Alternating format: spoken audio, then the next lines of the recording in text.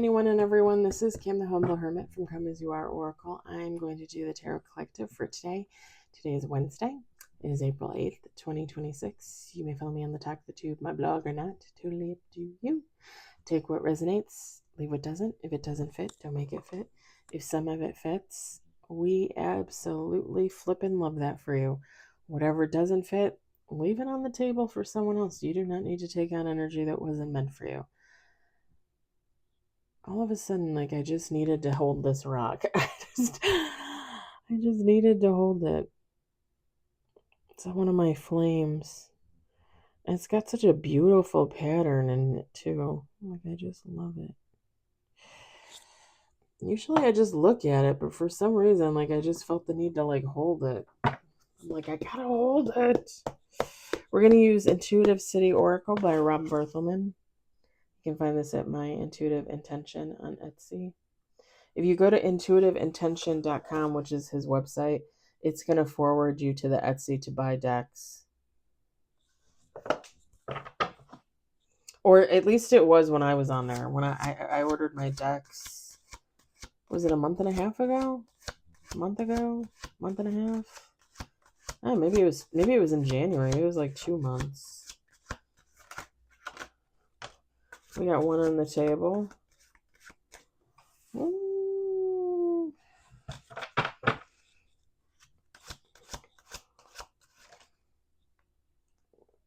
Is somebody gonna like a connection? A situation? We got 2 on the table.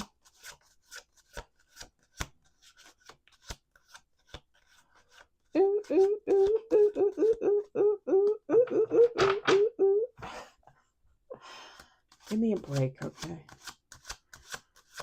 Give me a break.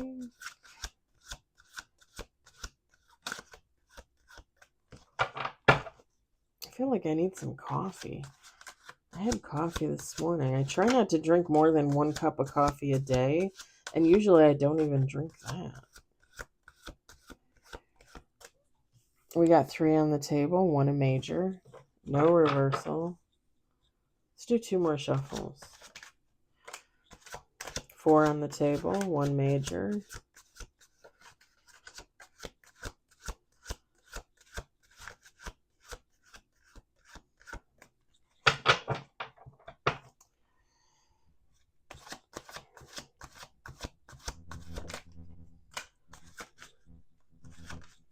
Whoa.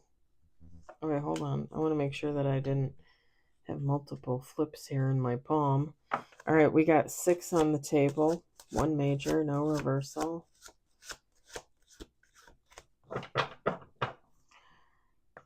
Seven with bottom of the deck. That brings us 2 majors. All right, we got 2 of cups. Ace of cups. Strength.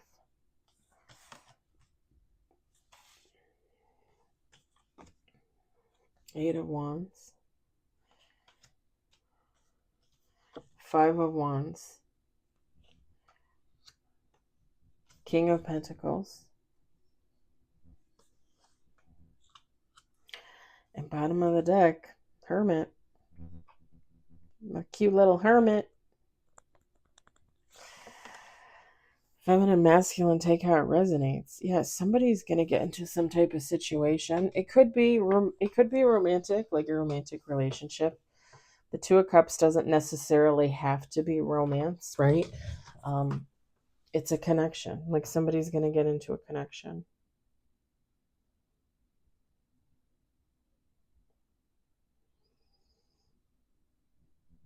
I'm not going to lie. To me, it's giving more like career vibes, like somebody getting into a partnership with somebody, because with the strength, the 8 of wands, the 5 of wands, the King of pentacles, somebody's going to get into this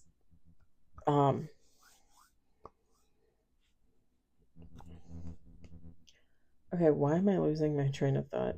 Somebody's going to get into this connection. Again, it feels like a partnership, like a business partnership.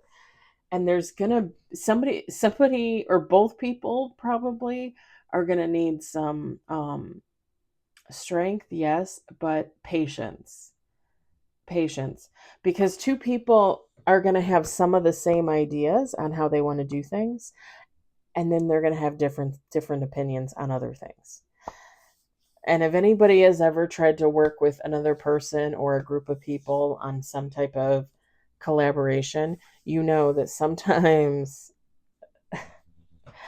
those differing opinions, it's not easy to overcome those situations.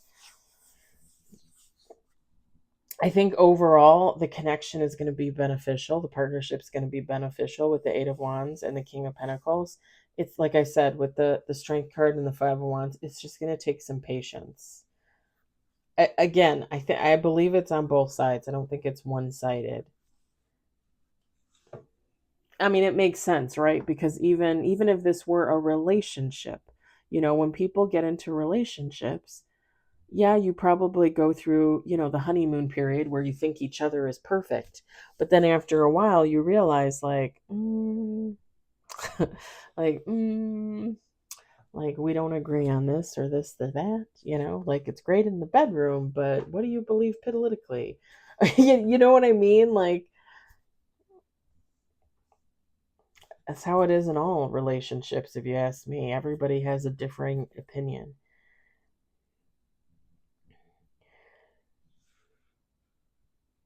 Pardon me. But like I said, I feel like in the long run, this is actually going to be a mutually beneficial connection to both parties, to all parties, if it's multiple. With this Eight of Wands and this King of Pentacles, like it's giving like an adjustment period. Like people are going to have an adjustment period, and then eventually it's just going to smooth out. And everybody's going to recognize everybody's opinions, their little peccadillos, as I call them, and move from there, right? Move accordingly. It's going to be stable. It's going to be reliable. It's just a matter of, I think, acknowledging all parties, all thoughts, all opinions, all ideas, and then trying to come together to form a definitive option, a definitive plan going forward. But it looks mutually beneficial to me. I mean, it's a very good read.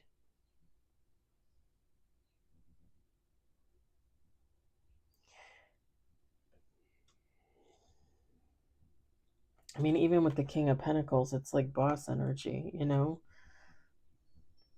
like raking in the money. Like, let's rake in the ideas, the money, prosperity. And I think both parties, all parties, are going to look back and be like, okay, like this wasn't so bad, you know. Like everybody has to make compromises and concessions at some point. Nothing ever works out your way 100% of the time.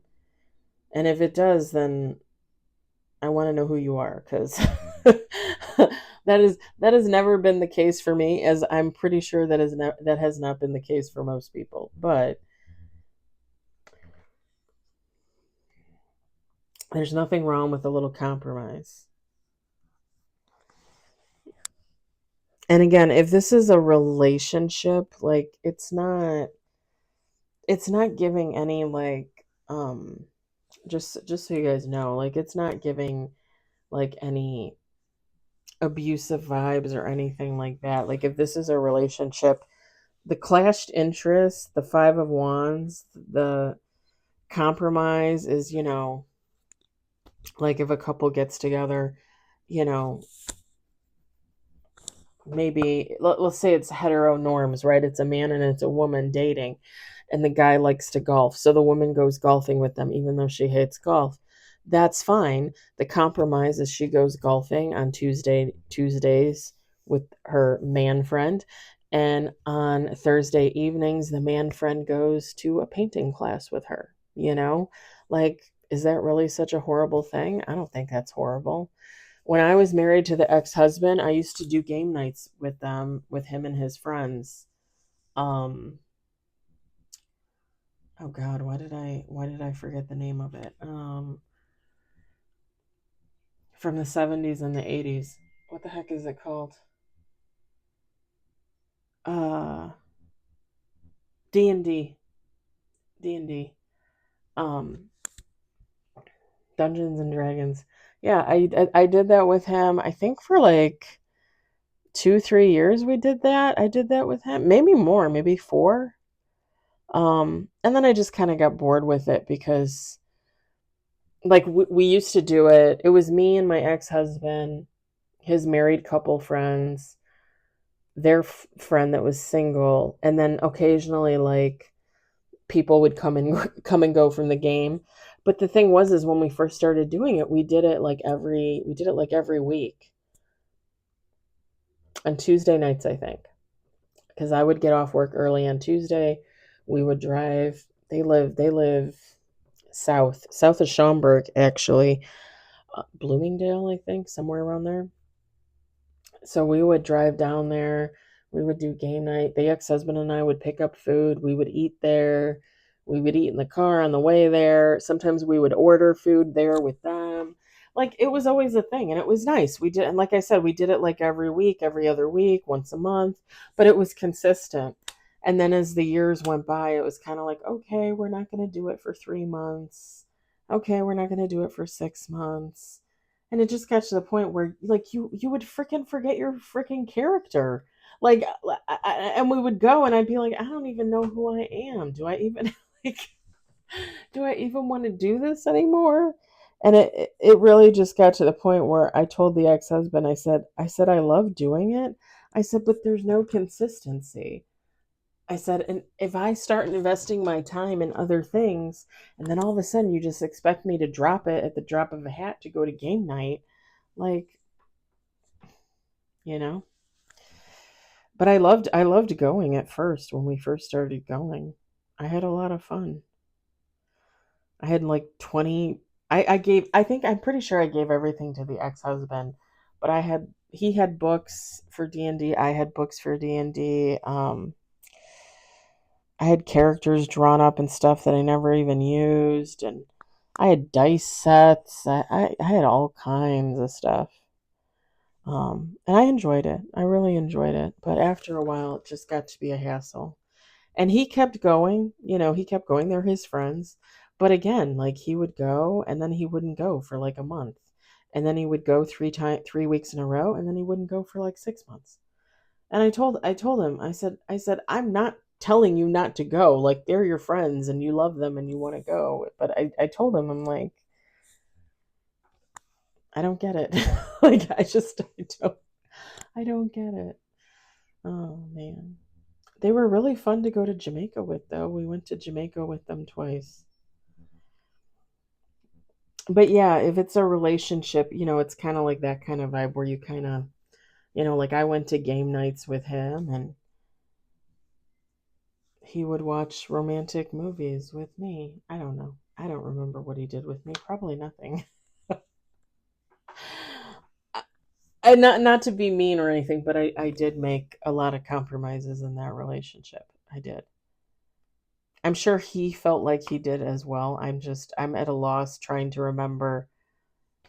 Yeah, as time goes on, we forget, right? And it's probably a good thing. It's probably a good thing to forget some of the things. I'm just saying. Not not that he was at all abusive or anything like that. I mean, well, yeah, okay, maybe like mentally, verbally, emotionally, but yeah, okay. Never let's not get into that. Let's not get into that cuz I'm pretty sure I probably gave as good as I got. It was one of those unhealed relationships. All right. I think I'm going to leave it there, short and sweet today. I think it's good. I hope it resonates for somebody. I hope you guys enjoyed it. I hope if anything you were entertained. I hope everybody enjoys the rest of their Wednesday. And I will talk to you later. Bye.